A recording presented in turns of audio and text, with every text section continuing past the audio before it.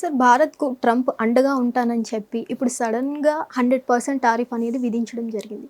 దీనివల్ల మన భారత్కి ఎటువంటి నష్టం జరిగే అవకాశం ఉందంటారు?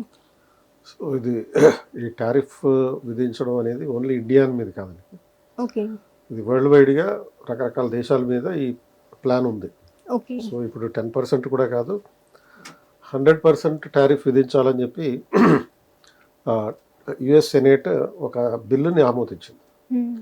అది కూడా అపారమైనటువంటి మెజారిటీతో, అంటే ఆల్మోస్ట్ ఒక 86-12 రేషియో తోటి 86 మంది ఈ టారిఫ్లు విధించడానికి అనుకూలంగాను, 12 మంది వ్యతిరేకంగాను ఓటు వేశారు. యాక్చువల్గా బిల్ ఏంటి అంటే రష్యా ఇరాన్ శాంక్షన్స్ బిల్ అంటారు. అంటే ఆ దేశాలతోటి ఎవరైతే వ్యాపారం చేస్తారో ఆ వ్యాపారం చేసే వాళ్ళ మీద టారిఫ్లు విధించడం అనేది దీని ఉద్దేశం. 2026కి సంబంధించింది. అయితే దీని వలన ఎక్కువగా నష్టపోయేది చైనా ఒకటి ఉంది ఫస్ట్.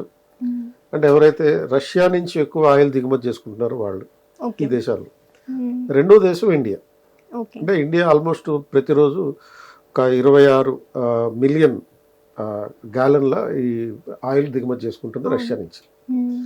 తర్వాత దాంతోపాటుగా అజర్బైజాన్, దెన్ ఈ 3 టాప్ 3 దేశాలుగా ఉన్నాయన్నమాట.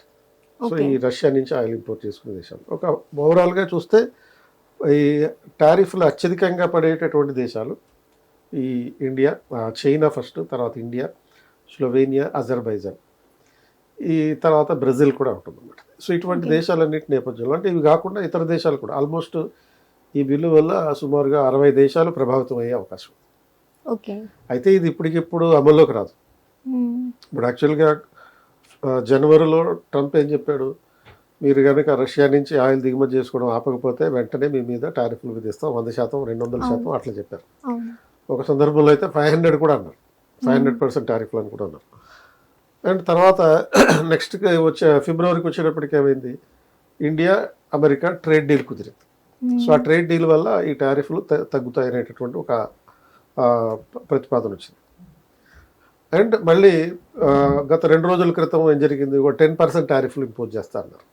ఎందుకంటే మధ్యలో అమెరికా సుప్రీంకోర్టు జోక్యం చేసుకోవడం, అధ్యక్షుడికి తన ఇష్టం వచ్చిన విధంగా టారిఫ్లు విధించే అధికారం లేదని చెప్పడం. మరి ఆ నేపథ్యంలో ఒక 1984 చట్టాన్ని ఉపయోగించుకుని టారిఫ్ 10%కి పరిమితం చేయడం జరిగింది. సో ఇప్పుడు మళ్ళీ అమెరికా అధ్యక్షుడు ప్రతిపాదనలకు అనుగుణంగా సెనేట్లో ఈ బిల్లు ప్రతిపాదనలోకి వచ్చింది. అండ్ ఈ బిల్లు ఇంప్లిమెంటేషన్ కావాలంటే ఇంకో 4 నెలలు పడుతుంది, ఇమీడియట్లోకి రాదు. ఇంకో 4 నెలలు అంటే అరౌండ్ ఇప్పుడు సపోజ్ జూలై 28న బిల్లు ఆమోదించబడింది సెనేట్లో. దీని తర్వాత మళ్ళీ హౌస్ ఆఫ్ రిప్రజెంటేటివ్స్ అని ఉంటుంది, అంటే దిగువ సభ అనమాట. ఇండియాలో లోక్సభ లాగా హౌస్ ఆఫ్ రిప్రజెంటేటివ్. ఆ బిల్లు అక్కడికి వెళ్ళి అక్కడ అప్రూవల్ పొందడానికి ఒక 3 months పడే అవకాశం ఉంది. అక్కడ చర్చించి మళ్ళీ దాన్ని ఆమోదించడానికి, అంటే ఆగస్టు, సెప్టెంబర్, అక్టోబర్ వరకు వెళ్ళిపోయే ఛాన్స్ ఉంది. ఆ హౌస్ ఆఫ్ రిప్రజెంటేటివ్స్ కూడా అప్రూవ్ చేసిన తర్వాత అప్పుడు మళ్ళీ అమెరికా అధ్యక్షుడు దాన్ని రాటిఫై చేయాలి. సో ఇంత ప్రొసీజర్ ఉంది. ఇమీడియట్గా ఈ బిల్లు వల్ల ఇండియా మీద ఏదో ప్రభావం పడిపోతుంది అనేటటువంటి పరిస్థితి లేదు. ఈ మధ్యలో ట్రేడ్ డీల్ కూడా వ్యవహారాలు, దానికి సంబంధించిన చర్చలు కూడా జరుగుతున్నాయి. అంటే ఇక్కడ ఇష్యూ ఏమొస్తుందంటే చాలామంది ఈ విషయాన్ని అమెరికన్ ఫారెన్ పాలసీని, ట్రేడ్ పాలసీని, శాంక్షన్స్ పాలసీని ఇంటిగ్రేట్ చేసి చూడడం జరుగుతుంది. ఈ 3 కూడా చర్చల్లో వేరువేరుగా చూడాల్సినటువంటి. అండ్ ఇమీడియట్గా ఇండియా మీద దీనివల్ల ఎటువంటి ప్రభావం ఉండదు. ప్రభావం ఉంటే ఇండియా ఎగుమతులు అమెరికాలో కాస్ట్లీ అవుతాయి. అంటే ఇండియాకి అమెరికాకి సుమారుగా ఒక $130 బిలియన్ వ్యాపారం జరుగుతుంది. ఈ $130 బిలియన్ ఇండియా నుంచి అమెరికాకి వెళ్ళే ఎగుమతులే ఎక్కువ, అమెరికా నుంచి ఇండియాకి తెచ్చుకునే ఎగుమతులు తక్కువ. అంటే ఆల్మోస్ట్ ఒక $86 బిలియన్ వరకు ఇండియన్ ఎక్స్పోర్ట్స్ ఎక్కువ ఉంటాయి. సో మిగతా మాత్రమే అమెరికా నుంచి ఇండియాకి తెచ్చుకునేటటువంటి వస్తువులు. ఇప్పుడు సపోజ్ ఇండియా అమెరికా నుంచి అలాగో డిఫెన్స్ ప్రొడక్షన్ ఇంపోర్ట్ చేసుకుంటుంది, దాన్ని మించి డిఫెన్స్ ప్రొడక్ట్స్ ఇండియా అమెరికాకి ఎగుమతి చేస్తుంది. ఈ వస్తువులు ఈ డిఫెన్స్ మీద జరిగేటటువంటి ఎక్స్పోర్ట్స్ కానీ, లేకపోతే ఇప్పుడు సపోజ్ ఆంధ్రప్రదేశ్లో కోస్టల్ తీరం ఎక్కువ ఉంది కనుక చేపలు పడతారు, తర్వాత రొయ్యలు పడతారు. ఈ రొయ్యల ఎగుమతులు ఎక్కువ ఉన్నాయి అమెరికాకి. ఆ రొయ్యల ఎగుమతులు అమెరికాలో కాస్ట్లీ అయ్యే అవకాశం ఉంది. ఎందుకంటే ఇప్పుడు సపోజ్ రొయ్యల్ని అమెరికాలో ₹1000 కొంటున్నారు అనుకోండి, దాని మీద ఒక 10% ఎక్స్ట్రా ట్యాక్స్ వేస్తారు. లేకపోతే ఇది అప్ టు 100% వరకు విధించే అవకాశం. అంటే 10% వేస్తేనేమో 1100 అవుతుంది.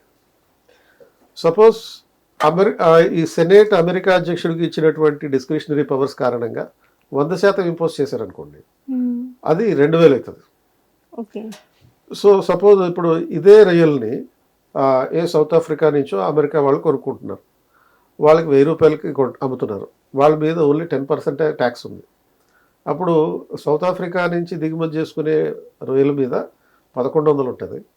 ఇండియా నుంచి 100% కనుక టారిఫ్ ఇంపోజ్ చేస్తే దిగుమతి చేసేటటువంటి రొయ్యల్ని అక్కడ 2000 రూపాయలు కొనుక్కోవాలి. అప్పుడు న్యాచురల్గా ఏమవుతుంది, లోకల్గా ఉండే కస్టమర్స్ సౌత్ ఆఫ్రికా ఎగుమతి చేసే రొయ్యల్ని కొనుక్కుంటారు, ఇండియా నుంచి ఎగుమతి అయ్యేటటువంటి రొయ్యలు తగ్గిపోతాయి. అప్పుడు ఏమవుతుందంటే ఇండియా నుంచి వెళ్ళేటటువంటి ఇలాంటి కొన్ని ప్రొడక్ట్స్ ఎగుమతులు తగ్గిపోయే ప్రమాదం ఉంది. అంటే డిఫెన్స్ ప్రొడక్షన్ కానీ, షింప్స్ అంటే రొయ్యలు కానీ, ఇవి తగ్గిపోతాయి. And at the same time ఇక్కడ డిస్క్రిషన్ ఉంది. ఈ డిస్క్రిషన్ అంటే ఏంటి, అన్ని వస్తువుల మీద ఇలా టారిఫ్లు విధించకపోవచ్చు. ఇప్పుడు సపోజ్ ఫార్మస్యూటికల్స్ ఉన్నాయి, ఈ ఫార్మస్యూటికల్స్ని కంపల్సరీగా అమెరికాలో కొనుక్కోవాలి, ఇండియా నుంచి ఎగుమతి అయ్యే ఫార్మస్యూటికల్స్. అంటే మనకి ఇప్పుడు జనరిక్ మెడిసిన్ మీద ఎక్కువగా టారిఫ్ వేసే లాగా ప్రకటించడం జరుగుతుంది.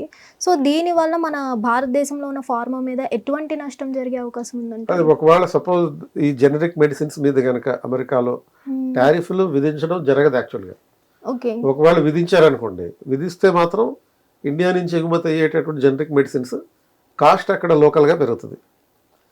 లోకల్గా పెరిగినప్పుడు స్థానికులకి ఈ జెనరిక్ మెడిసిన్స్ కొనుక్కోవడం కాస్ట్లీ అయిపోతుంది కాబట్టి మన వస్తువుల్ని కొనుక్కోరు.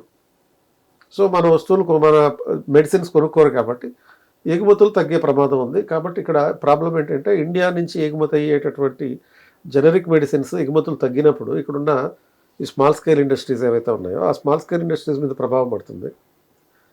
పడి సపోజ్ అది లాంగ్ టర్మ్లో ఏమవుతుందంటే ఆ కంపెనీ మూతపడే అవకాశం ఉంటుంది.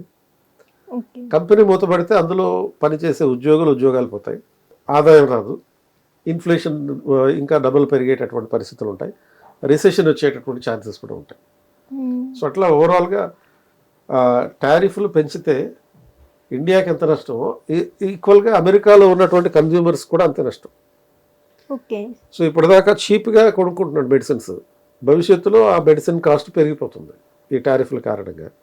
కాబట్టి అది చాలా బ్యాక్లాష్ అయ్యే అవకాశం కూడా ఉంది, అమెరికాలో బ్యాక్లాష్ అయ్యే అవకాశం ఉంది. కనుక దీని విషయంలో కొన్ని మార్పులు వచ్చే అవకాశం కూడా మనం కొట్టిపారేయలేం. సార్ మరి ఇండియాతో పాటు అమెరికాలో కూడా అంతే నష్టం జరిగే అవకాశం ఉన్నప్పుడు ఎందుకు ట్రంప్ ఆలోచించట్లేదు అంటారు? ట్రంప్ ఏంటంటే ఇప్పుడు దాకా చెప్పినటువంటి చాలా మాటలు చెప్పారు ఆయన అధికారంలోకి వచ్చినప్పటి నుంచి ఇప్పటిదాకా. యాక్చువల్గా ఏది ఇంప్లిమెంట్ కాలే, ఏ టారిఫ్లు ఇంప్లిమెంట్ కాలే, ఏ దేశం మీద విధించే టారిఫ్లు ఇంప్లిమెంట్ కాలే. ఆయన అర్ధరాత్రి 12 గంటలకు 1 గంటకు ఒక ట్వీట్ చేయడం జరుగుతూ ఉంటుంది. ఆ ట్వీట్ ఆధారంగా ఒక కాంట్రవర్సీ క్రియేట్ చేయడం, తద్వారా మార్కెట్లో మార్పులు తీసుకురావడం, ఈ మాత్రమే జరుగుతున్నాయి తప్ప యాక్చువల్గా అయితే పూర్తి స్థాయిలో ఇండియా మీద ఎప్పుడు కూడా టారిఫ్లు ఎగ్జిక్యూట్ కాలేదు, అమలు చేయలేదు. అండ్ ఇప్పుడు కూడా మరీ అంత భారీ ఎత్తున టారిఫ్లు విధించేసి భారతదేశంతో ట్రేడ్ డీల్ కుదుర్చుకునేటటువంటి పరిస్థితులు తెచ్చుకుంటాడని అయితే చెప్పలేము. అసలు అమెరికాకి ఇరాన్కి మధ్య ఈ వార్ అనేది ఎప్పుడు ఆగే అవకాశం ఉందంటారు సార్? సో ఇది అమెరికా ఇరాన్ వార్ అనేది ఇరాన్ కాంప్రమైజ్ అయితే ఆగుతుంది, ఇరాన్ కాంప్రమైజ్ అయ్యే పరిస్థితుల్లో ఇరాన్. ఇప్పుడు ఏంటి రెండోది ఏంటి, ఇక రెండో ఆప్షన్ ఏంటి, అమెరికా కాంప్రమైజ్ కావాలి. బట్ అమెరికన్ పాలసీ దానికి అనుకూలంగా లేదు. అమెరికన్ పాలసీ ఏంటి, మళ్ళీ అమెరికాని తిరిగి గొప్ప దేశంగా మార్చడం. ఒక యుద్ధంలో అమెరికా కాంప్రమైజ్ అయింది అంటే గొప్పతనం పోయినట్టే కదా. అంటే ఆల్రెడీ అమెరికా ఇప్పుడు చాలా కాలంగా గొప్ప దేశం కాదు కాబట్టి ఏం చేస్తున్నారు వాళ్ళు, మేక్ అమెరికా గ్రేట్ అగైన్ అంటున్నారు, మళ్ళీ గొప్ప దేశంగా మారుద్దాం అని చెప్పి. అంటే ప్రస్తుతం కానట్టే కదా.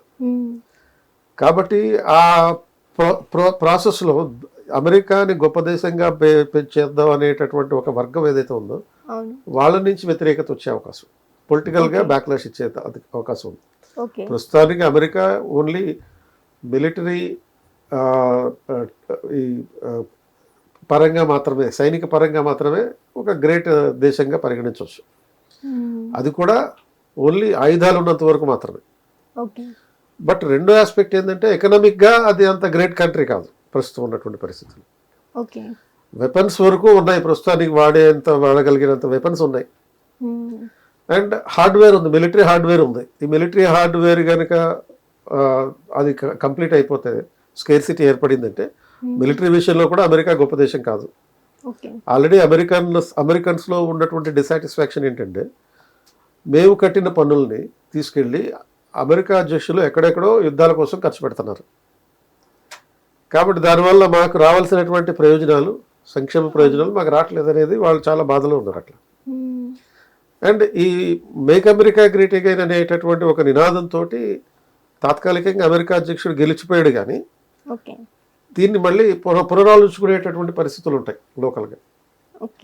కాబట్టి ఈ అమెరికా కనుక కాంప్రమైజ్ అయ్యేటటువంటి పరిస్థితి వస్తే మళ్ళీ ఆ మేక్ అమెరికా గ్రేట్ అగైన్ అనేటటువంటి నినాదానికి తూట్లు పొడిచినట్టు అవుతుంది.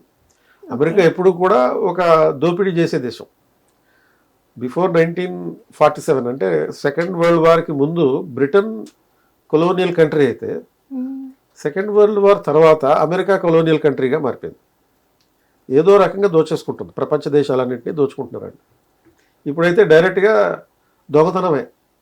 ఒకళ్ళని కిడ్నాప్ చేసి, మరి వెనిజులా అధ్యక్షుని కిడ్నాప్ చేసి ఆ దేశంలో ఉండే ఆయిల్ వనరులు దోచుకోవడానికి సిద్ధమైపోయారు. అండ్ అదే రకమైనటువంటి పరిస్థితి ఇరాన్లో కూడా ఉంటుందేమో అనుకున్నారు, కానీ ఇరాన్ అమెరికాకి సరైన ధీటైన సమాధానం ఇస్తుంది. కాబట్టి ఆ వార్ ఆగేటటువంటి పరిస్థితి కనపట్లేదు ఇప్పట్లో అనమాట. ఓకే, ఈ వార్ కనుక ఆగకపోతే ఎటువంటి పరిణామాలు ఇంకా బయటపడతాయి సార్? వాళ్ళిద్దరు కొట్టుకుని చచ్చేది ఏదైనా ఉంది, కానీ బట్ అల్టిమేట్లీ అది సపోజ్ గ్లోబల్ పీస్కే కాకుండా, ప్రపంచ శాంతికే కాకుండా, గ్లోబల్ ఎకానమీ కూడా విపరీతమైనటువంటి దెబ్బ పడే పరిస్థితి ఉంటుంది. మోర్ పర్టికులర్లీ ఇండియన్ ఎకానమీలో కూడా దాని ప్రభావం చాలా విస్తృతంగా ఉంటుంది. అంటే ప్రస్తుతం మనకి తెలియట్లేదు, కానీ గవర్నమెంట్ సపోర్ట్ కారణంగా ఆయిల్ ప్రైసెస్ పెరగకుండా చూసుకుంటుంది గవర్నమెంట్. ఒకవేళ ఆయిల్ ప్రైసెస్ని కనుక ఈ వార్కి ఎక్స్పోజ్ చేయడం జరిగితే గణనీయంగా పెరిగిపోతాయి ఆయిల్ ప్రైసెస్ అనేది. సో దానివల్ల ఏమవుతుందంటే, మనం ఒక తాగే ఛాయ్ కాడి నుంచి, తినే సమోసా కాడి నుంచి ప్రతి వస్తువు యొక్క ధర పెరిగిపోతుంది. ఇప్పుడు ఫర్ ఇన్స్టెన్స్ ఈ రీసెంట్గా 3 రూపాయలు పెంచారు పెట్రోల్ ధర. లీటర్కి 3 రూపాయలు పెట్రోల్ ధర పెంచడంతో ఏమైంది, ఓవరాల్గా అన్ని డైలీ ఎసెన్షియల్ కమాడిటీస్ వస్తువుల యొక్క ధరలు పెరిగిపోయాయి. ఇప్పుడు రోడ్ మీద ఒక బండి మీద ఇడ్లీలు అమ్ముతారు. ఈ 3 రూపాయలు పెంచక ముందు ఒక ప్లేట్ ఇడ్లీ 40 రూపాయలు ఉండేది, ఇప్పుడు దాని ధర 50 నుంచి 60 రూపాయలు అయింది. అండ్ అదేవిధంగా ఓన్లీ రోడ్ మీద ఉండేవి ఇడ్లీలే కాదు, ఒక 5 స్టార్ హోటల్లో ఉండే ఇడ్లీల ధర గతంలో 250 రూపాయలు ఉండేది, ఇప్పుడు దాని ధర 350 రూపాయలు చేశారు. అంటే ప్రపోర్షనల్గా అన్ని వస్తువుల ధరలు అలా పెరిగిపోతున్నాయి. పెరిగిపోయినప్పుడు జరిగేదాన్ని ఇన్ఫ్లేషన్ అంట. సో ఆ ఇన్ఫ్లేషన్ అనేది కేవలం ఇరాన్కి మాత్రమే పరిమితం కాదు, హార్మూస్ జలసంధికి మాత్రమే పరిమితం కాదు, ఆర్ అమెరికాకి మాత్రమే పరిమితం కాదు, ప్రపంచవ్యాప్తంగా దీని ఇంపాక్ట్ ఉంటుంది అనమాట.